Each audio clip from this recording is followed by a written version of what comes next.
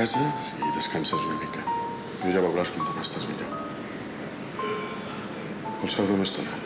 No tenim pressa.